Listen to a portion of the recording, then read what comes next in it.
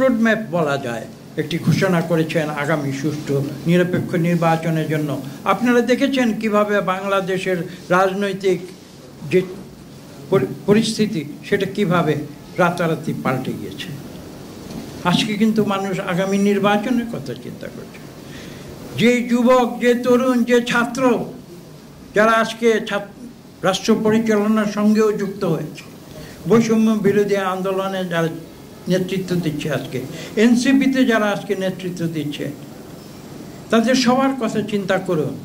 এই তরুণ যুবকেরা যারা 18 বছর বয়সে ভোটের অধিকার পায়, সেই 18 বছর বয়স যখন 2009 সালে থেকে শুরু করে হিসাব করে দেখুন, আজকে 2024 সাল, 18-র সঙ্গে এই বাকি 17 বছর আপনারা যোগ করুন, 35 বছর যাবৎ তারা নিজেদের মৌলিক ভোটাধিকার প্রয়োগ করতে পারেনি।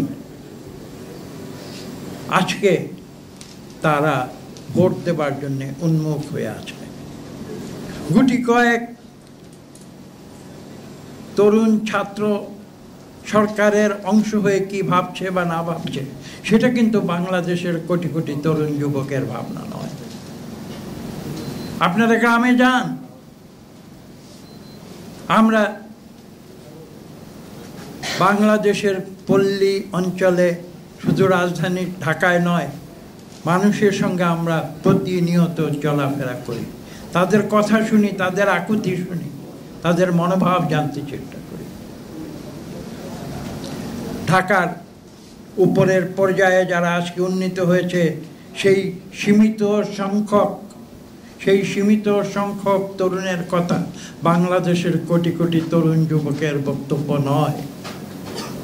এই সত্য যারা এই দেশকে ভবিষ্যতে পরিচালনা করবে, যারা ভবিষ্যতে এই দেশের সরকারের দায়িত্বে থাকবে বলে আশা করছে, তাদেরকে সেই সত্য উপলব্ধি করতে হবে। বাংলাদেশ শুধু ঢাকা শহরের, আমাকে ক্ষমা করবেন, ঢাকা বিশ্ববিদ্যালয়ের কত গুটি কয়েক ছাত্রকে নিয়ে বাংলাদেশ গঠিত হয়নি। বাংলাদেশের গ্রামে গঞ্জে দরিদ্র, ভুকা, নাঙ্গা, কৃষক, শ্রমিক থেকে শুরু করে, ঢাকা শহরে যারা রিক্সা চালক তাদের থেকে শুরু করে সুবিধা বঞ্চিত বাংলাদেশের কোটি কোটি মানুষ থেকে শুরু করে সবাইকে নিয়ে এই বাংলাদেশ গঠিত। এবং তাদের সকলের যে চিন্তা, আকুতি, গণতন্ত্রের যে আকাঙ্ক্ষা, অর্থনৈতিক মুক্তির যে আকাঙ্ক্ষা, সেটাকে ভুলে গিয়ে কেউ বাংলাদেশকে নেতৃত্ব দিতে সফল হবে না। রাজধানী ঢাকায় এয়ার কন্ডিশন রুমে বসে কেউ যদি সংস্কার করে আর ভাবে যে আমি সংস্কার করে দেব, এখানে ইলেকট্রিক বাতিগুলো জ্বলছে না, এখানে সুইচ আছে, আমি সুইচ টিপে দিব, সংস্কার হয়ে যাবে এক মুহূর্তে, আবার সুইচ অফ করে দেব, বাতি নিভে যাবে। পুরাতন প্রজন্ম থেকে নতুন প্রজন্মে যে রূপান্তর, সেটা কিন্তু ইলেকট্রিক সুইচের মতো হয় না। আমি বাতি জ্বালিয়ে দিলাম, নতুন প্রজন্ম আসলো, এভাবে হয় না। এটা একটা continuous process.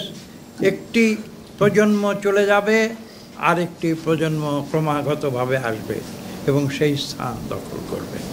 So continuous process. আপনি এভাবে করতে পারবেন না যে 24 বা 30 বা 35 বছরের ওপরে ঊর্ধ্বে সবাইকে একদিনে আপনি সুইচ অফ করে বাংলাদেশ থেকে সরিয়ে দেবেন, আর আরেকটি সুইচ টিপে 24 বছর বা তার নিচের তরুণ যুবকদের এনে বাংলাদেশ পরিচালনার দায়িত্ব দিয়ে দেবেন।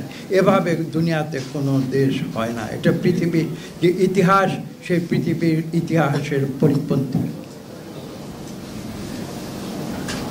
সেই কঠিন সত্যগুলো আজকের তরুণ যুবকদের অনুধাবন করতে হবে।